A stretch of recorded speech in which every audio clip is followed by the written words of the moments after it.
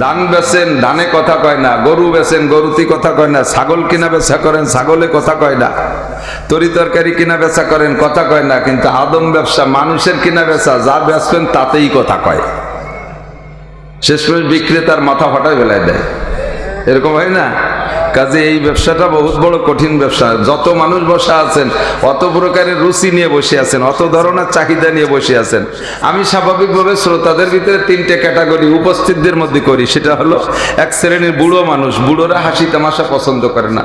যদি কখনো হাসির কথা এসে যায়, যুবকরা হাসে, বুড়োরা তাদের রাগ করে, এই হাসিস কেন, মরণের ভয় নেই। আমরা যারা ময়দানে স্বনামধন্য অনেকে আছে, অনেক রং রস দিয়ে কথা বলি, অনেক রং রস। 2 ঘন্টা 2.5 ঘন্টা বয়ান করি, শুনতেও ভালো লাগে। মজলিস গরম থাকে, হাসি কান্না সবকিছু মিলে সুন্দর একটা মাহফিল হয়ে যায়। একজন মানুষও নড়ে চড়ে না। কিন্তু যাওয়ার সময় জিজ্ঞেস করলে যে আপনি কি পাইছেন এই মাহফিল থেকে, ভালো তেমন কিছু জবাব দিতে পারবেন না। অনেক সুন্দর সুন্দর গল্প শুনাইছে হুজুর, অনেকক্ষণ পর্যন্ত হাসাইছে, আবার ফাঁকে ফাঁকে কাঁদাইছে। আরে কি কালেকশন, সবকিছু মিলে সুন্দর, কিন্তু বলছে কি তা বলতে পারেন না।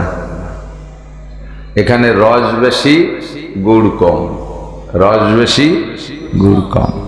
আমাদের এলাকায়, আপনাদের এই যশোর থেকেই যায়, আমাদের গোপালগঞ্জ তো মাশাআল্লাহ ভোক্তা, উৎপাদক না। আপনাদের যশোর জেলার মাটিকে আল্লাহ তাআলা আমার মনে হয় ভিন্ন নজরে সৃষ্টি করছে। আপনারা মাটিতে যা বলেন মাটি তাই শোনে। আপনাদের এই পাশের আম গাছ, লিচু গাছ দেখে এখান থেকে চারা নিয়ে আমি সেই ধরন্ত অবস্থায় লাগাইছি, ওই ধরা কয়টাও কয়েকদিন পর জড়িয়ে গেছি। আগামী বছর তো হয়ই নেই। তো আমরা ভোগ করি, আলহামদুলিল্লাহ। আপনারা উৎপাদন করেন, আপনারা অনেক দামি আমাদের চেয়ে। আপনাদের এলাকায় আখ হয়, গেন্ডারি আখ, যেটা মুখে খায়।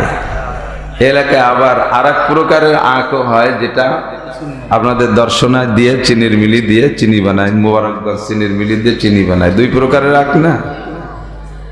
যে আখ মুখে খায় ওর রস অনেক বেশি না, ওইটা কিন্তু চিনির মিলে দেয় না। ওর রস বেশি, ওতে চিনি কম, গুড় কম, এই জন্য ওরে মিলে দেয় না। আর যে একটা চিনি বানায় আর গুড় বানায়, ওতে রস কম, শক্ত, মুখে খাওয়া যায় না, মুখ কেটে যায়। ওটা আবার চিনি আর গুড় বেশি হয়, ঠিক কিনা? মুজিবুর রহমান সাহেব হুজুর দামাত বারকাতুহুল আলিয়া, এই জাতীয় হক্কানি ওলামায়ে কেরাম যারা আছে, তাদের কথার ভিতরে রস কম কিন্তু গুড় বেশি। আর আমরা যারা মাঠে ব্ল্যাঙ্ক ফায়ার করি, আমাদের হলো রস বেশি, গুড় নাই।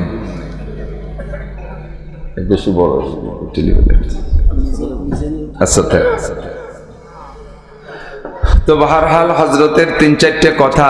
হযরত লুকমানে হাকিম আলাইহিস সালাতু ওয়াস সালাম বহুত বড় হাকিম, তো বহুত বড় হাকিম। হাকিমের অনেক অর্থ। হাকিম মানে বিচারক, শুনছেন না? হাকিম মানে বিচারক, হাকিম মানে বিচারক। আবার হাকিম মানে ডাক্তার, হাকিম মানে ইঞ্জিনিয়ার, প্রকৌশলী। অনেক তর্জমা হাকিমের লিখছে। সূরা লুকমানের তফসিরে মারিফুল কোরআনের ভিতরেই বেশ কয়েকটা লিখছে। তন্মধ্যে অন্যতম একটা লিখছে, সেটা হলো যেই লোকটা মজলিসের ভিতরে বিভিন্ন শ্রেণীর মানুষ বসা, সকলের মনের ভাব বুঝে সকলকে কিছু না কিছু যার যার প্রয়োজনীয় কথা দিয়ে বসায় রাখতে পারে, এই লোকটা হলো সবচেয়ে বড় হাকিম। কারণ প্রযুক্তি দিয়ে একটা বিল্ডিং বানাইলে, বিল্ডিং বেঁকা হোক আর সোজা হোক আর ডক হোক আর বেডঙ্গা হোক, বিল্ডিংই কোনোদিন প্রতিবাদ করতে পারে না। পারে? মালিকে ঝগড়া করতে পারে, কিন্তু বিল্ডিংই পারে না। বিজ্ঞানী, মেডিসিন বিজ্ঞানী যিনি আছেন, ঔষধ বানায়, হাকিম ডাক্তার, দামি দামি ঔষধ বানাইছে, কোন ঔষধে কাজ হয়, কোন ঔষধে কাজ হয় না। রোগীরা ঝগড়া করতে পারে, কিন্তু ঔষধে তো প্রতিবাদ করতে পারে না। পারে নাকি? এমন করে বিচার করলেন উনি। উনার বিচারটা ভুলও হতে পারে, ভুল সত্যও হতে পারে। বিচারে কখনো প্রতিবাদ করতে পারে না। যারা বিচারের সম্মুখীন তারা 2 কথা বলতে পারে। হাকিমের যে কয়টা অর্থ আছে তার প্রত্যেক ক্ষেত্রে আছে, প্রত্যেক ক্ষেত্র থেকে সব জায়গা থেকে প্রতিবাদ আসে না। কিন্তু এই হাজার হাজার মানুষকে সামনে করে নিয়ে ওয়াজ করতে গেলে এ জায়গা মাথার ঘাম পায়ে চলে যায়। এ জায়গায় সব ধরনের মানুষকে বসায় রাখা বহুত বড় কঠিন। একটু ব্যতিক্রম হওয়ার সাথে সাথে প্রতিবাদ শুরু হয়ে যায়। কথা কন না কেন? দুনিয়ায় যত ব্যবসা করেন তার ভিতরে কঠিন ব্যবসা হলো আদম ব্যবসা। ধান বেচেন, ধানে কথা কয় না। গরু বেচেন, গরুতে কথা কয় না। ছাগল কিনা বেচা করেন, ছাগলে কথা কয় না। তরি তরকারি কিনা বেচা করেন, কথা কয় না। কিন্তু আদম ব্যবসা, মানুষের কিনা বেচা, যা বেচবেন তাতেই কথা কয়। শেষমেশ বিক্রেতার মাথা ফাটায় বেলায় দেয়, এরকম হয় না? কাজে এই ব্যবসাটা বহুত বড় কঠিন ব্যবসা। যত মানুষ বসা আছেন অত প্রকারের রুচি নিয়ে বসে আছেন, অত ধরনের চাহিদা নিয়ে বসে আছেন। আমি স্বাভাবিকভাবে শ্রোতাদের ভিতরে তিনটে ক্যাটাগরি উপস্থিতদের মধ্যে করি। সেটা হলো এক শ্রেণীর বুড়ো মানুষ। বুড়োরা হাসি তামাশা পছন্দ করে না। যদি কখনো হাসির কথা এসে যায়, যুবকরা হাসে, বুড়োরা তাদের রাগ করে, এই হাসিস কেন, মরণের ভয় নেই। বুড়োরা হাসি পছন্দ করে না। মাঝারি বয়স যারা, তারা কিছু হাসি কিছু কান্না, কারণ তাদের বয়সটা দ্বিমুখী। যৌবনেরও কিছু ছোঁয়া আছে, আবার বার্ধক্য কিছু আশা আশা ভাব। এই জন্য ওরা হাসি কান্না দুইটাই পছন্দ করে, কিছু হাসি কিছু কান্না। আর যুবক যারা আছে তারা কান্না মোটে পছন্দই করে না, ওরা কাছে খালি হাসি আনন্দ হবে।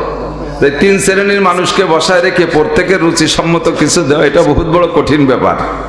এই কাজ যে করতে পারে সে হলো সবচাইতে বড় হাকিম। কতক্ষণ ঠিক না? পাশাপাশি বাংলাদেশ আরো বড় ঝামেলা। বাংলাদেশ হলো 12 কুতুবের মাধ্যমে ইসলাম পাইছে।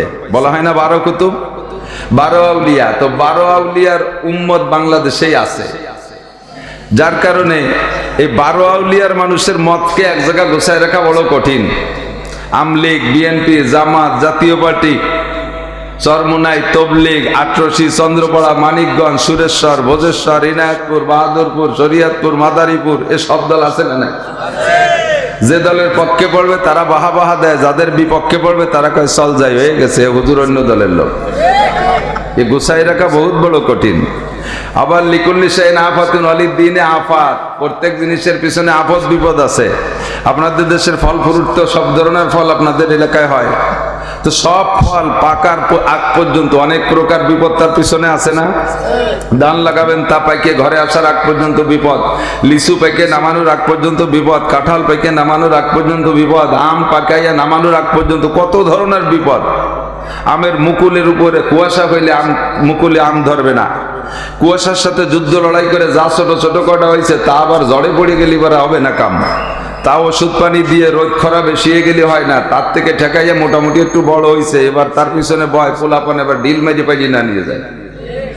তাদের ডিল কিল ঘুষির থেকে বাঁচাইয়া মোটামুটি যে কটা টেকছে সে কটার উপরে আর এক বয় যে জল তুফানে ফেলায় না দেয়, তার থেকে মোটামুটি বাঁচাইছেন। যে কটা অবশেষে থাকছে পাওয়ার পরে চিনতে যে আল্লাহ, ওর মধ্যে আবার ইঞ্জিনিয়ার যে বসে রয়েছে নাকি।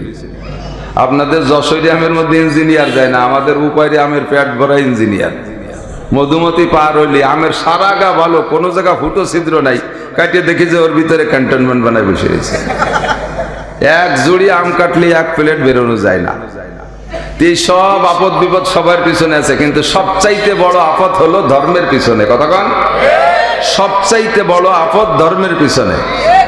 দুইটা ছেলে একই সাথে স্কুলে লেখাপড়া করতো, দুইজন যতদিন স্কুলে পড়ছে ততদিন দুইজনের একই ধরনের আদর আল্লাহ। দুইজন যা চায় একই রকম দেয়, একই দামের সবকিছু দেয়, কেউ রে কোনোটা কম দেয় না। দুইজনের সময়ের মূল্য খুব বেশি বাপের কাছে, তাদের সময় নষ্ট হতে দেয় না। তাদের রুচি চাহিদার সময় টময় সব মেনটেন করে বাপ। হঠাৎ করে তার মধ্যে একটারে যখন মাদ্রাসায় দিয়েছে, তখন এই মাদ্রাসায় দেওয়াটা যেটা হুজুর হয়ে গেছে, যত আলাই বেলাই ওর উপরে বাজেট বরাদ্দ সব কমাই দিয়েছে। যেটা স্কুলে পড়ে তার বাজেট আগে চাইতে বাড়িয়ে গেছে, যেটা মাদ্রাসায় নিয়ে গেছে। আমি তো মাদ্রাসার হুজুর একেবারে নগদ জানি, মহিলা মাদ্রাসা আছে, আমার পুরুষ মাদ্রাসা আছে, উভয়টা সম্পর্কে জানি। মাদ্রাসায় নিয়ে আসছে বাপের সাথে করিয়া, বহুত চেষ্টা করছে তার ভর্তি ফিস কম দেবে। শেষমেশ কোনোটাই যখন রাজি হয়নি, শেষে কয় হুজুর ওরে এতিমখানায় ভর্তি করেন। বুঝেন নেই? বাপের সাথে করে নিয়েছে, এতিমখানায় ভর্তি করেন। এতিমখানা তো ফ্রি খানা, তা তুই মর, শেষে এতিমখানায় ভর্তি হলি। স্কুলি পড়াটা বাড়ি আছে, মাদ্রাসায় পড়াটা 20 কিলোমিটার দূরে। পিরাই ফোন দেয় মাদ্রাসায় পড়াটার কাছে, হুজুর ওর একটু ছুটি দেন, একটু কাজ আছে। কি কাজ? কয় যে ওই সালেহা ছোট মেয়ে, ওকে বাড়ি কয়টা নাইটকেল পাঠাতে হবে। যেটা মাদ্রাসায় পড়ে সেইদের ডাইকে নিয়ে 20 কিলোমিটার দূরত্বে নিয়ে তার নারকেল পাঠাতে হবে, যেটা বাড়ি আছে তার কিচ্ছু কয় না।